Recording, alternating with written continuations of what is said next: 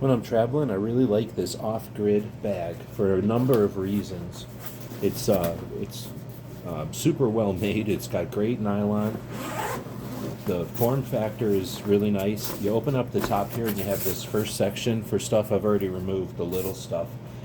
In this top panel, I've got the power supply for a laptop and then some other components for it. And then inside of a Faraday bag, how cool is that? So it protects physically as well as electromagnetically. I've got my pluggable, extendable laptop monitor. And then, of course, my Dell. All fits inside this Faraday lining, so you don't have to worry about any X-rays, EMPs, and that kind of thing. It works like a dry sack.